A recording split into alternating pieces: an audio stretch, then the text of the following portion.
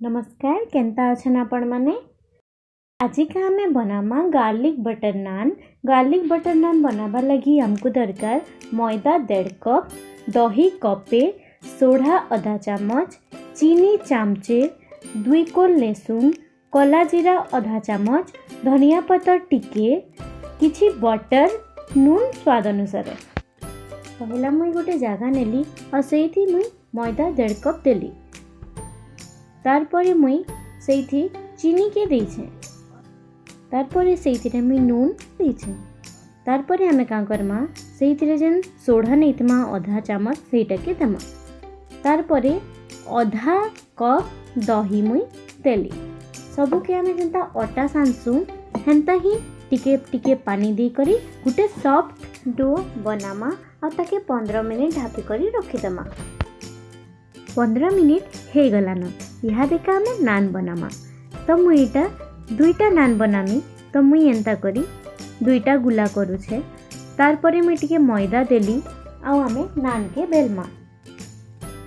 नान के आपण माने जेंता शेप रे करबे हेंता ही करि पारबे। मुई इटा लंबा करी बेलुछे। देखुन मुई एंता करी बेलुछे। इटा मुई 2 जनकर नापरे बनैथिली। आपण माने जेतकी अधिका बनाबे हेतकी मैदा अधिका तर क्वांटिटी भी एंता अधिका बढ़वा।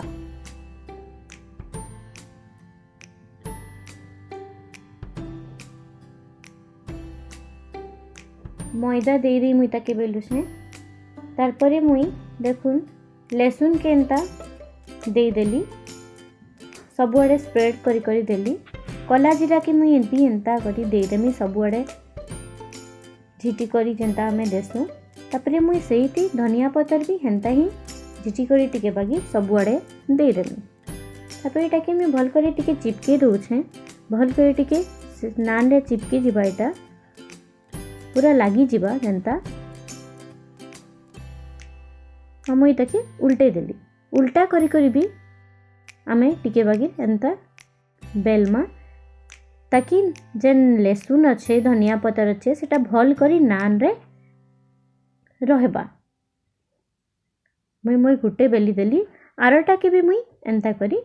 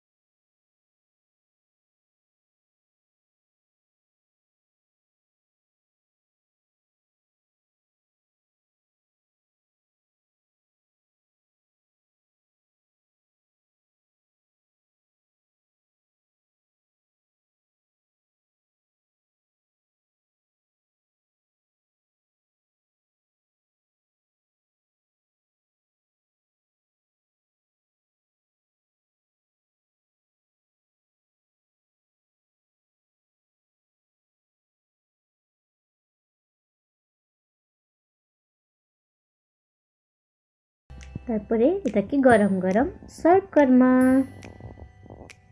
देखुन केते नानटा केते सॉफ्ट होइचे जे मुझे के छिड़े कर देखे दूचे आपण मानकू। आपण माने एटाके घरे निश्चय ट्राए करबे आ मते जणाबे केनता लागला जे। Thank you.